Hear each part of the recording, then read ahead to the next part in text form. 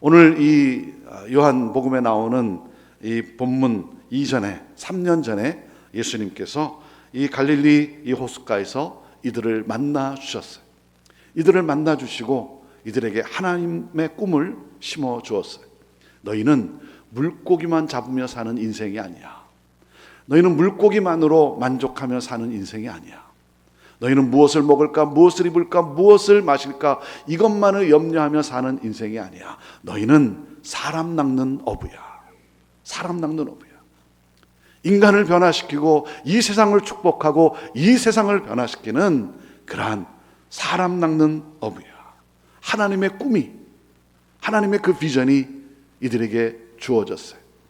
그 하나님의 그 꿈이 주어지는 순간 이 제자들은 자신의 모든 것들을 두고 예수님을 따라 나서기를 시작했습니다. 그 대표적인 사람이 바로 이 베드로죠. 여러분, 베드로는 누굽니까? 베드로는요, 순수한 사람이에요. 베드로는 열정이 있는 사람이에요. 그냥 대충 대강 사는 사람이 아니라 모든 일에 정말 열정이 있었던 그런 사람이에요. 그래서 예수님의 제자로 정말 이 하나님의 꿈을 이루는 그런 멋진 삶을 살고 싶었어요. 사람 낚는 업으로 그렇게 살고 싶었어요. 그 사명을 이루는 삶을 살고 싶었어요. 그래서 애를 썼어요. 다른 사람은 몰라도 자신은 예수님을 위하여 목숨을 내어놓겠다라고 고백했던 베드로예요. 그리고 주는 그리스도시요 살아계신 하나님의 아들입니다라고 명확하게 신앙을 고백했던 사람이 또한 베드로입니다. 그리고 예수님을 사랑하고 예수님을 잡으러 온 사람들 앞에서 그래도 칼을 뽑아 휘둘렀던 사람이 바로 베드로예요.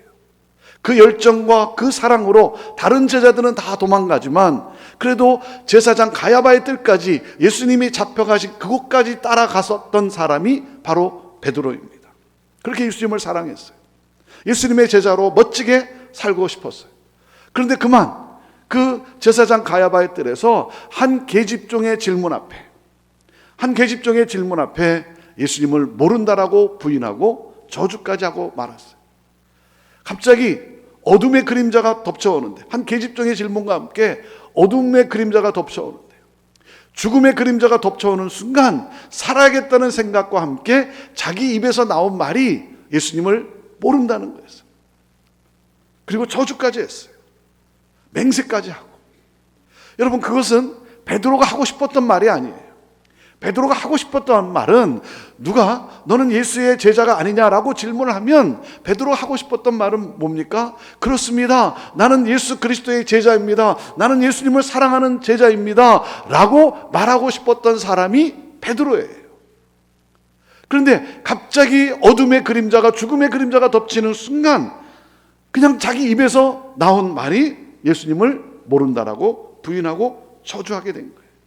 예수님을 그렇게 따르겠다라고, 예수님을 따르는 제자가 되겠다라고 그렇게 맹세했던 베드로가 이 한순간 그만 실패자가 되고 말았어요. 그 실패가 그를 무기력하게 짓누르고 있는 거예요. 삶이 망가졌어요. 잘해보고 싶었는데 생각지도 않는 이 사건 가운데 그만 무기력하게 무너지고 만 거예요. 여러분, 우리도 살아가면서 또 그런 것을 경험할 때가 있지 않았습니까? 나는 원치 않았는데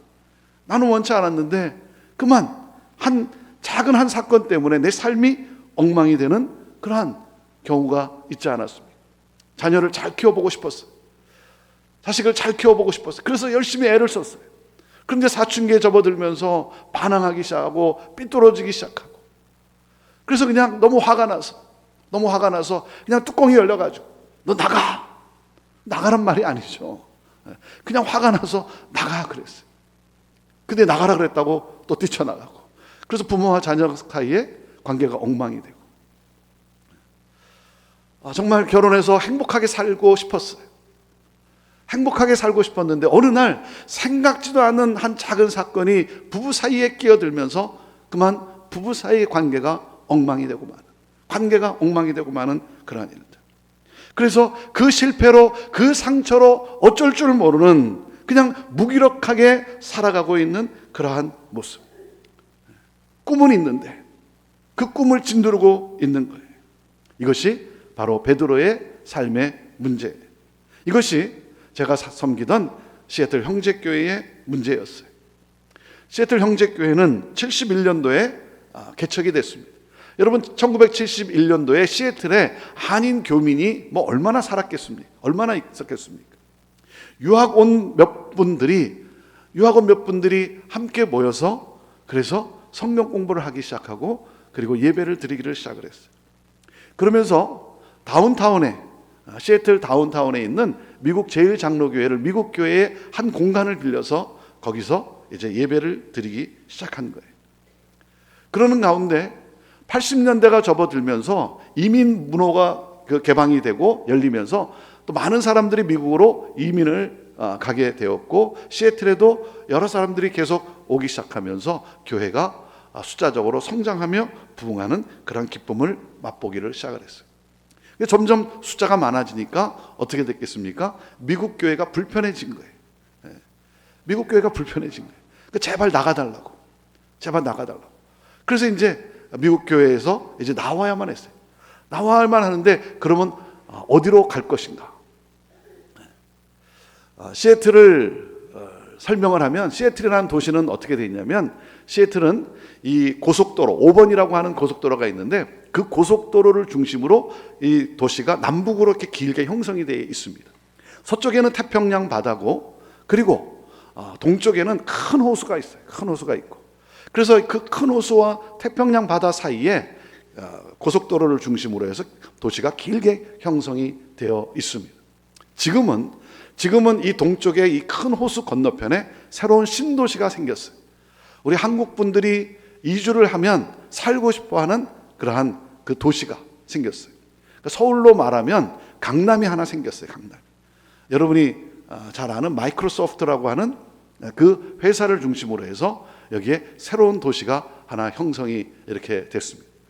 근데 그때만 해도 80년도만 해도 이 다운타운 중심으로 해서 5번 프리웨이를 통해서 도시가 이렇게 남북으로 되어 있는데, 다운타운에 한복판에 미국 교회를 빌려서 예배를 드렸던 교회를 시작했던 이 교회가 이제 나가야 되는데, 그러면 다운타운에서 어디로 갈 것인가? 북쪽으로 갈 것인가? 남쪽으로 갈 것인가? 하다가 그만 남북 전쟁이 일어나고 말았어요. 북쪽에 사는 교인들은 교회가 북쪽으로 가야 되고, 남쪽에 사는 교인들은 교회가 남쪽으로 와야 되고, 치고받고 싸운 건 아닌데 마음들이 다 상해버렸어요. 그래가지고 85년도에 그만 교회가 막 4개로 갈라져 버렸어요.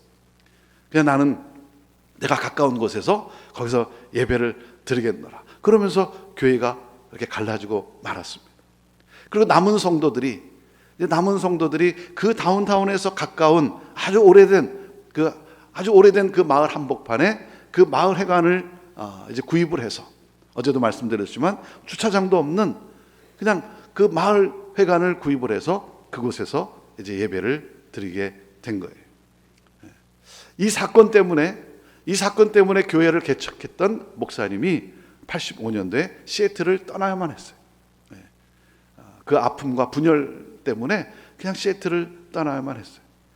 그리고 이대 목사님이 부임하셔서 약 한 14년 동안을 그 상처를 달래가면서 보듬어 가면서 목회를 하시고 99년도에 이제 은퇴를 하게 되신 거예요. 그리고 제가 3대 목사로 28년 된 교회를 부임하게 된 거예요. 1대 목사님이 14년, 2대 목사님이 14년. 그래서 저도 내가 14년을 하면 되겠구나라고 그렇게 생각을 했는데, 벌써 23년째 이제 목회를 하고 있습니다. 제가 부임했을 때 함께 그 남은 성도들이 함께 같이 예배도 드리고 또 예배 후에 식사도 나누고 하지만, 이 이전 문제에 대해서, 교회 이전 건축에 대한 문제만 나오면 막 다 부르르 떠는 거예요. 옛날 상처가 그 밑바닥에서 다시 올라와가지고 서로 부르르 떠는 거예요. 그러니까 아무 일도 일어나지를 못하는 거예요. 함께 정말 손잡고 어깨동무하고 찬양하며 기도하며 교회의 사명을 향하여, 이 복음 증거의 역사를 향하여 전진해야 될 텐데, 그런데 그만 이 상처가 14년이 지났건만 이 상처가 여전히 발목을 붙잡고 있는 거예요. 그래서 정말 무기력한 어떤 새 역사가 일어나지 않는 그러한 상태에 놓여져 있는 거예요. 제가 부임해서 교회 상황을 보니까 부임하기 7년 전에 건축위원회가 구성이 됐어요. 왜냐하면 주차장도 없고 너무나 건물도 허름하고, 그러니까 우리는 이전해야 된다 해가지고 제가 부임하기 전에 7년 전에 건축위원회가 구성이 됐고, 그리고 7년 동안 또 건축 헌금으로 교회에 있는 그 돈이, 그래도 헌금으로 모여진 돈이 그래도 꽤 넉넉하게 있는 거예요. 그래도 아무 일이 일어나지 못하는 거예요. 왜냐하면 북쪽에 무슨 좋은 땅이 났다든지 건물이 났다 그러면 여전히 남쪽에서 반대해서 안 되는 거예요. 안 되는 거예요. 예. 그러다가 동쪽이 생겼다 그러지 않았습니까? 동쪽에 새로운 도시가. 동쪽에 좋은 그런 장소가 땅이 있다 그러면 어떻게 되냐면 남북이 합세해서 반대해서 안 되는 거예요. 사람이요, 자기의 목적을 위해서는 원수와도 또 손을 잡더라고요. 예. 남쪽에 뭐가 났다 그러면 이제는 동북이 합세해서 반대해서 안 되는 거예요. 예. 그러니까 제가 부임해서 보니까 여전히 그 상처로 인해서 아무 일도 하지 못하는 그런 상황에 놓여져 있는 거예요. 제가 부임해서 며칠 안 됐는데, 얼마 안 됐는데 북쪽에 계신 권사님이 전화가 왔어요. 목사님, 지금 빨리 만나야 됩니다. 너무 중요한 일입니다. 만나야 된다는 거예요. 예. 급하게 만나야 된다는 거예요. 그 전화로 급하게 만나야 된다고 하니까, 예, 제가 운전하고 가겠는데 궁금하잖아요. 뭔지, 무슨 내용인지 잠깐 전화로 설명해 주시면 안 되겠습니까? 전화로 설명이 안 된대요. 그래서 제가 운전하고 갔어요. 운전하고 갔더니 그 권사님이 뭐라 그러시냐면, 목사님, 교회는 북쪽으로 와야 합니다. 그러는 거예요. 예. 남쪽에 계신 집사님이 그 소식을 들었는지 모르지만 또 연락이 왔어요. 목사님, 빨리 만나야 됩니다. 급하게 만나야 됩니다. 제가 운전하고 갔어요. 그 집사님이 뭐라 그랬겠어요? 목사님, 교회는 남쪽으로 와야 됩니다. 예. 함께 예배도 드리고 함께 식사도 나누는데, 이 교회 건축 이 이전 문제만에 대해서 얘기를 하면 그 14년 전에 그 상처로 인해서 여전히 아무 일도 못하는 그러한 교회의 모습이었어요. 이것이 시애틀 형제교회의 그러한 모습이었어요. 이것이 바로 베드로의 모습인 거죠. 그 실패의 상처가 그를 짓누르고 있는 거예요. 그런데 여러분, 기적 중에 기적이 무엇인 줄 아십니까? 기적 중에 기적이 뭐냐면 바로 이거예요. 하나님은 나를 포기하지 않았다라고 하는 사실이에요. 내가 그렇게 부인하고 내가 그렇게 저주까지 하고 했지만 그럼에도 여전히 포기하지 아니하시는 그 하나님. 여러분, 그렇기 때문에 여러분, 사람이 하나님을 만난 것이 아니에요. 하나님이 나를 찾아오신 것이죠. 하나님이 우리 인간을 만나주지 않으면 우리 인간이 어떻게 그 거룩하신 하나님을 만날 수 있겠습니까? 베드로의 실패에도 불구하고 그 베드로를 또다시 찾아오시는, 포기하지 아니하시는 그 주님의 그 사랑. 여러분, 인생의 사명을 회복하는 능력은 어디에 있냐면 바로 사랑에 있어요. 사랑의 능력이에요. 사랑의 능력. 제가 부임해서 예배를 드리는데, 예배를 드릴 때는요, 너무 좋았어요. 함께 울고 함께 웃으면서 하나님을 예배하는데 너무 좋았어요. 그런데 이렇게 집에 가 있다 보면 마음이 점점 공허해지기 시작하는 거예요. 정말 교회가 변할 수 있을까? 마음이 공허해지기 시작합니다. 하나님이 주신 그 열정을 가지고 기성교회도 전통교회도 변해서 부흥할 수 있다는 모델을 창출해서 수많은 기성교회들과 함께 꿈을 나누고 그들을 섬기는 그러한 목회를 하겠습니다. 그 열정과 가지고 왔는데, 예배를 드릴 때는 좋았는데 예배 드리고 집에 이렇게 가만히 있으면 마음이 공허해지기 시작합니다. 정말 교회가 변할 수 있을까? 내가 교회의 변화에 대한 메시지를, 교회에 대한 메시지를 이렇게 나누는데 우리 백합회 우리 어르신들은 그것을 이해하고 그리고 함께 따라갈 수 있을까? 네. 그러면서 어떤 생각도 드냐면, 어르신들은 젊은 나 때문에 고생하고 나는 어르신들 때문에 고생하는 건 아닐까? 그러다 또 수요일 날이 되면, 수요 저녁 예배 시간이 되면 또 준비한 말씀을 가지고 함께 예배를 드리면 너무 좋은 거예요. 너무 좋은 거예요. 또 집에 와서 있다 보면 마음이 공허해지기 시작하고, 정말 교회가 변할 수 있을까? 그런데 한 4주째 되는 그러한 주일이었어요. 제가 주일날 축도를 하고 그리고 먼저 문 앞에 가서 서 있습니다. 그러면 우리 성도님들이 이렇게 나오잖아요. 그러면 이제 악수하고 이제 인사하고 헤어지는 거예요. 제가 수요일날도 그렇게 했고 주일날도 그렇게 했고, 근데 그 4주째 되는 주일이었어요. 축도를 하고 그리고 먼저 문 앞에 가서 서 있었어요. 그럼 우리 성도님들이 나오는데 우리 백합회원들이 이렇게 먼저 나오세요. 백합회원들이. 그래서 그날도 이렇게 서 있다가 이제 우리 백합회 우리 권사님부터 해서 이렇게 쭉 나오는데 딱 보면서 얼굴을 보면서 이제 인사를 드려야지 하고 한 발을 딱 내딛는데 갑자기 너무 사랑스러운 거예요. 너무 사랑스러워. 그래서 그냥 이렇게 부둥켜 안고 권사님 사랑합니다. 집사님 축복합니다. 강건하셔야 합니다. 너무 사랑스러운 거예요. 그러면서 그 순간 제 머리를 강타한 게 뭐냐면 이거였어요. 준아, 이게 목회야. 준아, 이게 목양이야.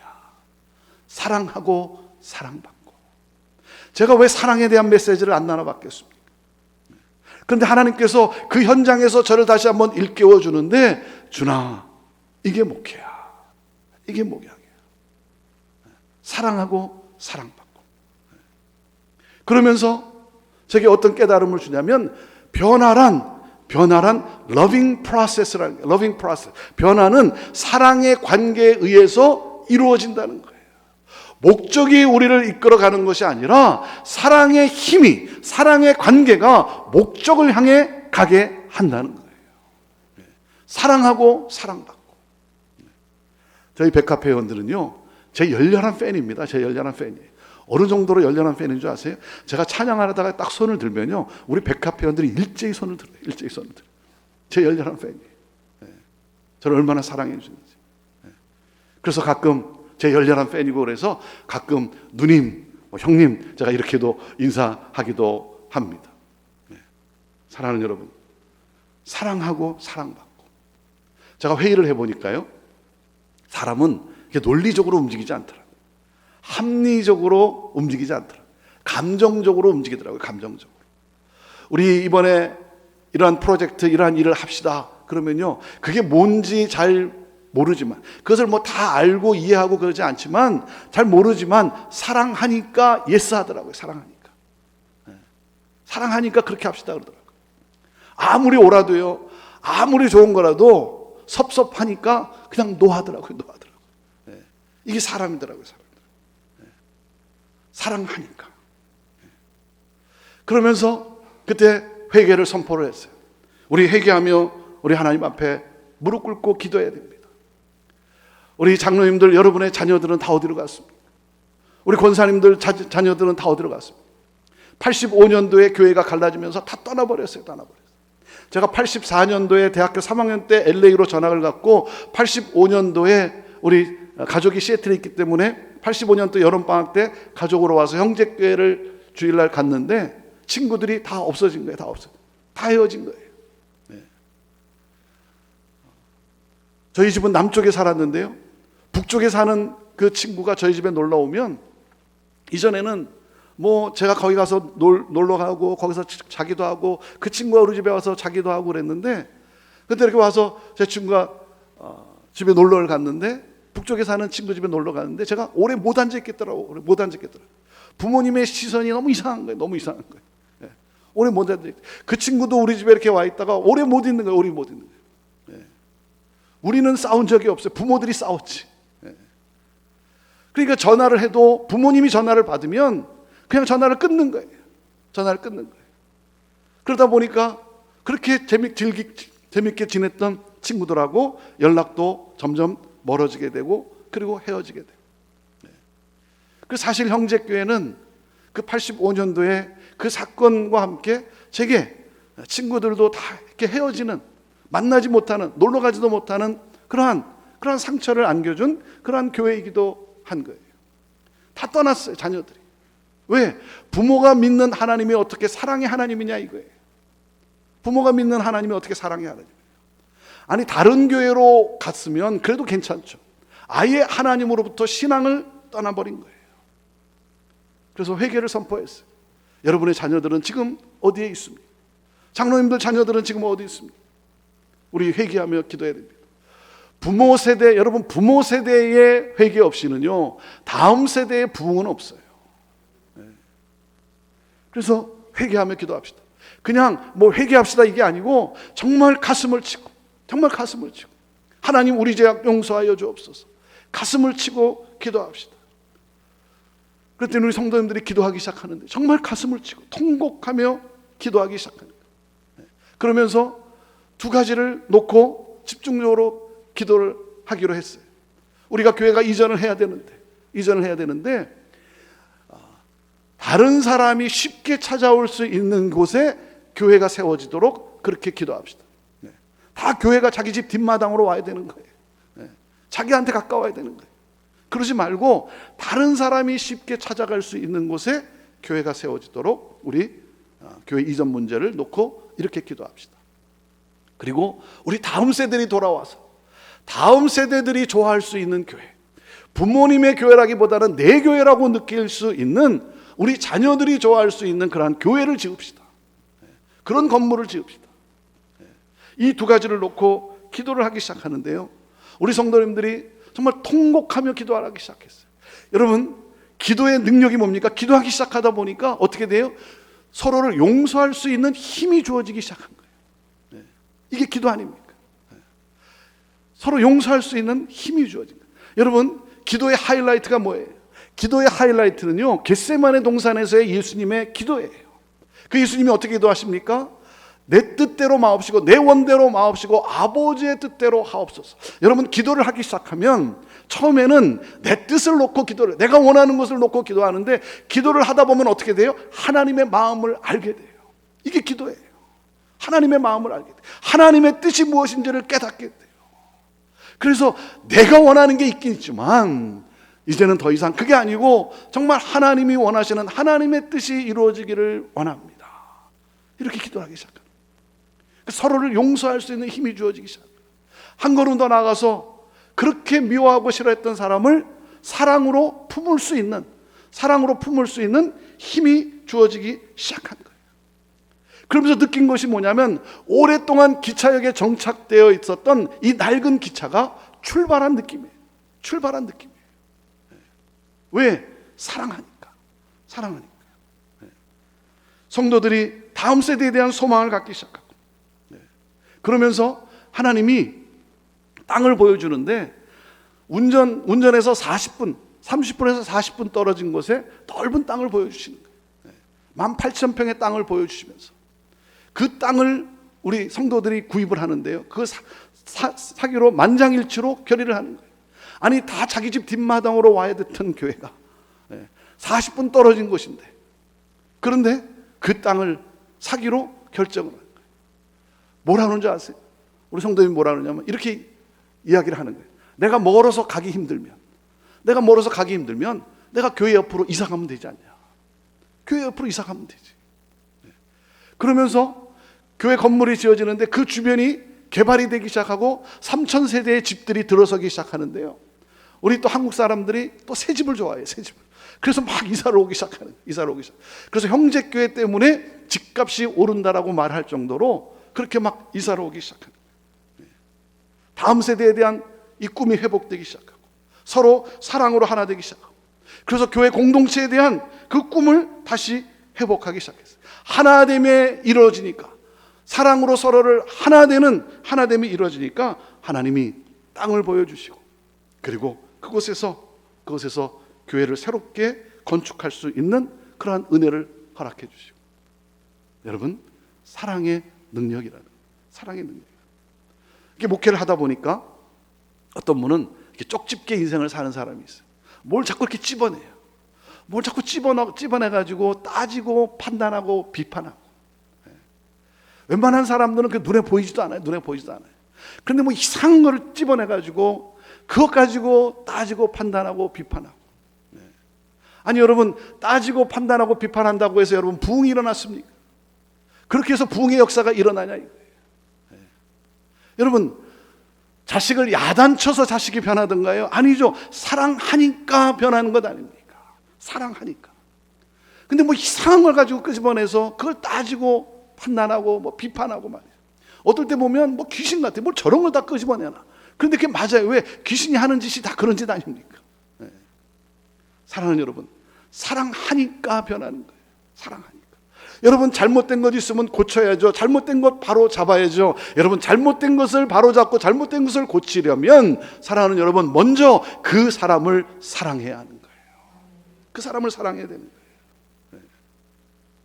그래서 여러분 너무 이렇게 두 눈 부릅뜨고 살지 마세요. 너무 두 눈 부릅뜨고 그냥 이렇게 한눈 감고 사세요. 한눈 감고. 한 청년이 TV를 보다가 자기 마음에 너무나 드는 자매를 보았어요. 한 아가씨를 봤어요. 너무 마음에 드는 거예요. 수소문 끝에 그 집 주소를 찾아냈어요. 집 주소. 그래가지고 편지를 보내기 시작한 거예요. 편지를 보내기 시작. 계속 편지를 보내는 거예요. 3년쯤 되었을 때 답장이 왔어요. 답장이. 답장이 왔고 서로 만나기로, 서로 결혼하기로 마음을 품고, 그리고는 3년 만에 서로를 만나는 거예요. 서로 만나는 거예요. 그 3년 만에 서로를 만나니까 얼마나 막 설레했겠습니까? 얼마나 가슴이 부풀었겠습니까? 3년 만에 이렇게 딱 만났는데 자매가 형제를 보는 순간 화가 났어요. 화가 났어요. 그 형제가 이게 애꾸눈이에요. 애꾸눈. 화가 났어요. 애꾸눈이기 때문에 화가 난 게 아니고, 아니 어떻게 3년 동안 나한테 한 번도 이 이야기를 하지 않았냐 이거. 그 나를 속인 것 아니냐. 그래갖고 막 화를 내는 거예요. 그 형제가, 아니 내가 언제 당신을 속였냐. 아니 3년 동안 그래 한 번도 나에게 말하지 않은 게 그거 날 속인 거 아니냐. 그랬더니 형제가 뭐라는 줄 아세요? 내가 처음 편지 쓸 때 내가 뭐라 그랬냐. 한눈에 반했다라고 내가 쓰지 않았냐. 여러분 한눈 감고 사세요. 한눈 감고 사세요. 여러분 금을 캐는 사람들은요, 금을 캐는 사람들은 그 흙더미 속에서, 그 돌덩이 속에서 그 금맥을 봐요. 그리고 그 금을 캐내기 시작합니다. 여러분 사람에게 왜 단점이 없고 왜 약점이 없겠어요? 단점도 있고 약점도 있지만 우리 그리스도인들은 누굽니까? 그 단점을 꺼내서 그걸 가지고 판단하고 비판하고, 여러분 그러는 것이 아니라 우리 그리스도인은 그 사람 안에 하나님이 심겨 놓은 그 장점을 보고 그 장점을 캐내어 박수 쳐주고 격려해주고 세워주는 사람이 여러분 그리스도인들 아닙니까? 예수님이 베드로에게 질문을 합니다. 요한의 아들 시몬아, 너가 나를 사랑하느냐? Do you love me? Do you love me? 이 질문을 해요. 너가 나를 사랑하느냐? 여러분 예수님이 몰라서 지금 묻는 질문입니까? 베드로가 예수님을 사랑하는지 안 하는지 몰라서 묻는 질문이에요. 왜 몰라요? 예수님은 아시죠. 아니 예수님이 하나님이신데 왜 모르겠어요? 베드로가 예수님을 얼마나 사랑하는지 왜 모르시겠어요? 몰라서 묻는 질문도 아니고, 베드로가 3번 부인했으니까 너도 한번 맛 좀 봐라, 그래서 3번 묻는 질문이냐 이거예요. 야 인마 너 정말 나 사랑해? 너 한번 말해봐. 너가 정말 나 사랑해? 너가 사랑한다면 한번 말해봐. 여러분 그런 시니컬한, 상처난 곳에 소금을 끼얹는 그런 질문이냐 이거예요. 여러분 그렇게 해서 무슨 치유와 회복이 일어나겠어요? 예수님의 질문은요 몰라서 묻는 질문도 아니고, 베드로가 실패했으니까 너도 한번 맛 좀 봐라 해서 묻는 질문도 아니고, 예수님의 이 질문에는요 중요한 전제가 있어요. 중요한 전제가 있어요. 그 중요한 밑바탕에 여러분 예수님의 고백이 담겨져 있어요. 너가 나를 사랑하느냐? Do you love me? 이 질문에는 여러분 어떤 고백이 담겨져 있습니까? 예수님의 어떤 마음이 담겨져 있습니까? I do love you. 난 널 사랑하고 있어. 이 마음이 담겨져 있는 거예요. 그러니까 베드로가 대답을 하지 않습니다. 주님 아시죠? 주님 아시죠? 그럼 베드로야 내가 알지. 베드로야 너가 날 사랑하는 거 나는 알고 있어. 그리고 난 한 번도 너를 버린 적이 없어. 한 번도 난 너를 떠난 적이 없어. 베드로야 나도 널 사랑하고 있어. 그럼 된 거야. 일어나. 다시 시작하면 돼. 너 그때 왜 잘못했다고 실패했다고 해서 왜 이렇게 주저앉아 있니? 왜 무기력한 상태로 주저앉아 있니? 너 나 사랑하잖아. 그럼 된 거야. 난 널 사랑하고 있어. 일어나. 다시 시작하면 돼. 내 양을 먹여야지. 하나님의 꿈을 향해 나가야지. 이 예수님의 마음이 베드로의 그 마음을 두드리고 있는 거예요. 그래서 그 예수님의 그 사랑의 그 고백, 그 예수님의 그 마음 앞에 베드로의 마음이 다시 활활 타오르기 시작한 거예요. 주님 아시죠? 그럼 내가 알지. 날 사랑하는 거 내가 알지. 일어나. 다시 시작하면 돼.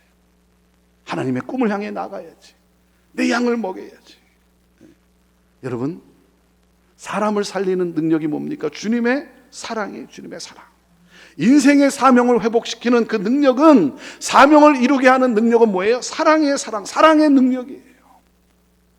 베드로가 일어날 수 있었던, 재기할 수 있었던 이 주님의 이 사랑의 능력, 그래서 그 주님의 사랑으로 일어섰던 베드로가 30년 훗날 여러분 베드로전서 4장에 뭐라고 말하는 줄 아십니까? 만물의 마지막이 가까웠으니 그러므로 너희는 정신을 차리고 근신하여 기도하라. 그러면서 뭐라고 하는 줄 아세요? 무엇보다도 뜨겁게 사랑할지니 사랑은 뭐라 그래요? 허다한 죄를 덮느니라. 덮어주는 사랑이에요. 왜 몰라요? 알죠. 알잖아요. 그렇지만 뭐예요? 덮어주는 사랑. 덮어주는 사랑. 만물의 마지막에 가까웠어요. 무슨 말입니까? 이때는 고난이 있다는 거예요. 이때는 고통이 있다는 거예요. 우리의 삶을 흔드는 그런 고통들이 있다는 거예요. 이때 정신을 차리고 근신하여 깨어 기도하라는 거예요. 왜? 하나님의 뜻을 알기 위해서. 그 하나님의 뜻이 무엇입니까? 무엇보다도 뜨겁게 서로를 사랑하라는 거예요. 여러분, 인생의 종착역이 다가오면 다가올수록, 여러분 나이가 들어가면 들어갈수록 더 뜨겁게 사랑하라는 거예요. 핍박이 심하면 심할수록, 고난이 깊으면 깊을수록 더 열정적으로 서로를 사랑하라는 거예요. 결혼의 연수가 깊어지면 깊어질수록 식어지는 것이 아니라 더 깊이 뜨겁게 사랑하라는 거예요. 왜? 사랑이 고난과 핍박을 견디고 이기게 한다라고 하는 사실이에요. 여러분, 아무리 문제가 크고 아무리 고난이 여러분 겹쳐도 여러분 우리가 서로를 사랑하면, 우리가 서로를 뜨겁게 사랑하면 그 고난을 이겨낼 수가 있는 거예요. 어떤 문제가 다가와도 우리가 한마음이 돼서 서로 사랑하면 우리는 그 고난을 이길 수가 있는 거예요. 그렇기 때문에 어려움을 찾아왔을 때, 고난이 찾아왔을 때 뭐라고요? 정신을 차리라는 거예요. 정신을 잃지 말라는 거예요. 여러분 힘들면, 스트레스가 많아지면 여러분 그냥 말을 쉽게 하게 되는 거예요. 사랑하는 사람에게 내가 원하지 않은 말인데 그냥 힘드니까, 피곤하고 지치니까 그냥 상처 주는 말을 쉽게 그냥 내뱉는 거예요. 내가 하고 싶은 말은 아니었어요. 근데 힘들다 보니까 아무 생각이 없으면 그냥 입에서 상처 주는 말이 나오는 거예요. 그래서 정신을 차리라는 거예요. 정신을 놓지 말라는 거예요. 정신을 차리고, 그리고 뭡니까? 상대방의 허물을 들춰내고 지적하는 것이 아니라 더욱 뜨겁게 사랑하는 거예요. 사랑은 뭐라고요? 허다한 죄를 덮는 거예요. 한 번의 실수를 덮어주는 것이 아니라 두 번의 실수를 덮어주는 것이 아니라 허다한 실수를 덮어주는 것이 바로 사랑이다. 여러분, 그래서 사랑하면요, 상대방의 허물이 잘 보이질 않아요. 그렇죠? 사랑하면 상대방의 허물과 단점이 여러분 잘 보이질 않아요. 사랑이 식어지면 그 상대방의 단점과 허물이 선명하게 보이기 시작해요. 여러분, 상대방의 허물이 여러분 선명하게 보입니까? 선명하게 보이기 시작합니다. 그건 무슨 말이에요? 내 안에 사랑이 식어져 가고 있다는 거예요. 사랑이 식어져 가고 있다는 거예요. 여러분, 사랑이 식어지면 우리의 마음은 현미경이 돼요. 여러분, 현미경으로 물을 보면 그 물 마실 수 있는 사람 없어요. 현미경으로 음식을 보면요, 그 음식 먹을 수 있는 사람 없습니다. 사랑이 식어지면 우리의 마음이 현미경이 돼요. 현미경으로 사람을 바라보면요, 사랑할 수 있는 사람 이 세상에 아무도 없어요. 사랑하는 여러분, 힘들면 힘들수록, 어려우면 어려울수록, 어떤 문제가 생길 때 여러분, 예수께서 우리를 그 사랑으로 덮어주셨던 것처럼 우리도 그 허물을 덮어주며 여러분 더 뜨겁게 사랑하라는 거예요. 들춰내고 지적하는 것이 아니라 더 뜨겁게 사랑하라는 거예요. 그때 우리는 그 고난과 그 문제를 뛰어넘을 수가 있다는 거예요. 저는요, 이 실패한 베드로를 다시 만나주시는, 한 번도 떠나신 적이 없죠. 언어적 표현으로 다시 만나주시는 예수님의 이 모습이 너무나 좋아요. 어떤 모습이 너무나 좋냐면, 그 실패한 베드로를 만나서 예수님이 뭐라 그래요? 밥 먹자. 그래, 밥 먹자. 저는 그런 예수님이 좋아요. 너 실패했으니까 1시간 동안 금식기도, 하루 종일 금식기도 하고 회개하고, 그렇게 말씀하지 않았어요. 밥 먹자. 지쳐있는 베드로에게 밥 먹자. 이런 예수님이 얼마나 참 좋은지 모르겠어요. 네. 그리고 우리 예수님은요, 용서할 때 토를 달지 않으세요. 토를 달지 않으세요. 네. 사람들은 토를 달아요. 근데 예수님은 토를 달지 않아요. 난 너를 용서해. 근데 너 그때 왜 그랬니? 이렇게 묻지 않으세요. 네. 너 그렇게 하면 안 됐었잖아. 이렇게 말씀하지 않으세요. 그냥 우리 예수님은 사랑한다고 고백을 하시는 거예요. 네. 그리고 예수님의 질문이 저는 너무 좋아요. 너가 나를 사랑하느냐? 현재 시제, 과거가 아니라 현재 시제. 저는 이게 좋은 거예요. 과거로 물어봤으면 할 말이 없죠. 베드로가 너 그때 나를 사랑했었니? 라고 하면 베드로가 할 말이 없잖아요. 근데 너 지금 나를 사랑하니? 그러니까 할 말이 있잖아요. 부족하지만 그럼요 주님, 나 주님 사랑해요. 나 주님 사랑해요. 나 부족하고 연약하지만 나 주님 사랑해요. 네. 여러분, 이 예수님의 이 덮어주는 사랑으로 베드로가 변화가 되고, 그래서 제기했던 베드로가 여러분 사도행전의 주역으로 인생을 마감하지 않습니까? 사랑하는 여러분, 하나님을 1대1로 대면해서 만나면 느끼는 감정이 뭐겠어요? 제가 느끼는 감정이 뭐냐면, 제가 1대1로 하나님 무릎을 꿇고 기도하면서 하나님의 이름을 부를 때 제가 느끼는 감정은요, 나를 편애하시는 하나님, 이게 제가 느끼는 감정이에요. 나를 누구보다도 사랑하시는 하나님, 이게 제가 느끼는 감정이에요. 이 지구상에 70억의 모든 인구가 다 의인이고 나 혼자만 죄인이라고 한다면, 그런 나를 위해서 예수님이 인간의 몸으로 찾아오셨을까? 제가 분명히 확신하는 건 뭔지 아십니까? 다른 사람은 다 의인이고 나 혼자만 죄인이라 할지라도 그런 나를 찾아오셔서 나를 살리시는 저는 예수님이라고 저는 믿습니다. 나를 포기하지 아니하시는, 우리를 포기하지 아니하시는 그 예수님, 편애하시는 하나님. 여러분 그거 아세요? 하나님이 여러분 사랑하시죠. 하나님이 여러분 사랑해요. 근데요, 저를 더 사랑해요. 저를 더 사랑합니다. 기분 나쁘세요? 기분 좀 나빠야죠. 권 목사 착각하지 마. 물론 하나님이 권 목사 사랑하지. 그런데 하나님은 나를 더 사랑해. 여러분 이게 믿음이에요. 이게 믿음이에요. 여러분 데이트할 때도 마찬가지 아닙니까? 데이트할 때도 당신도 사랑해. 그러면 귀싸대기 한 대 맞는 거예요. 당신만을 사랑해 그래야지. 예. 모두를 사랑하지만 하나님은 모두를 사랑하세요. 이 세상을 사랑하세요. 하나님은요, 여기 있는 여러분도 사랑하고 밖에 있는 사람도 사랑하고 예수 그리스도를 핍박하는 사람들도 하나님은 지금도 여전히 사랑하고 계세요. 그들이 돌아오기를 지금도 기다리며 사랑하고 계세요. 모두를 사랑하지만 여러분, 하나님을 1대1로 대면해서 만나면 느끼는 감정은요, 나를 누구보다도 사랑하시는 예수 그리스도. 아멘. 여러분, 그 십자가의 사랑, 그 십자가의 사랑. 사랑하는 여러분, 오늘도 우리 주님은 여러분을 너무나 사랑하고 계십니다. 아멘입니까? 아멘. 사랑하고 계세요. 네. 사랑하고 계세요. 네. 저는 오늘 이 아침에 하루를 시작하면서 여러분이 또 하루를 시작할 때마다 주님의 그 사랑으로, 주님의 사랑으로 여러분 충만하게 되기를 바라요. 네. 나를 너무나 사랑하시는 하나님. 여러분 삶이 어렵습니까? 힘이 듭니까? 고난 속에 있습니까? 여러분이 가졌던 그 꿈을 여러분 잊어버렸습니까? 그렇다면 나를 사랑하시는 그 주님의 놀라운 사랑을 묵상해 보세요. 그 십자가의 사랑을 묵상해 보세요. 나를 위해서 당신의 생명까지도 십자가에 내던겨진, 그래서 내가 받아야 될 모든 고난을 다 받으신 우리 주 예수 그리스도, 그리고 나를 살리신 예수 그리스도, 여러분 그 사랑을 묵상할 때 여러분 우리 안에 있던 그 하나님을 향한 꿈, 하나님이 주신 꿈이 다시 여러분 타오를 수가 있는 거예요. 일어설 수가 있는 거예요. 그래서 그 주님의 사랑에 여러분의 삶을 그냥 이렇게 던지세요. 그리고 그 주님의 음성을 들으세요. 너 나 사랑하잖아. 그럼요 주님, 내가 주님을 사랑하죠. 그럼 된 거야.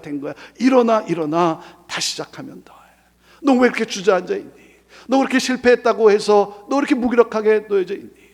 너 누가 뭐라 그랬다고 해서, 누가 너를 좀 조롱했다고 해서, 비판했다고 해서 너 왜 이렇게 앉아있니? 일어나. 하나님이 주신 꿈을 향해 나아가야지. 사랑하는 여러분, 특별히 누군가 나를 무시하고 나를 조롱하고 나를 짓누를 때, 그때 뭐예요? 여러분 그 음성을 내가 묵상하는 게 아니에요. 하나님의 음성을 묵상하는 거예요. 너는 내 사랑하는 아들이고 내 사랑하는 딸이야. 내가 너를 기뻐하노라. 그럴 때 여러분 우리는 다시 시작하면 돼. 그 하나님의 음성을 듣게 되고, 그리고 내 양을 먹여야지. 그 하나님이 주신 꿈을 향해 우리는 일어나 여러분 전진할 수 있게 되는 것입니다.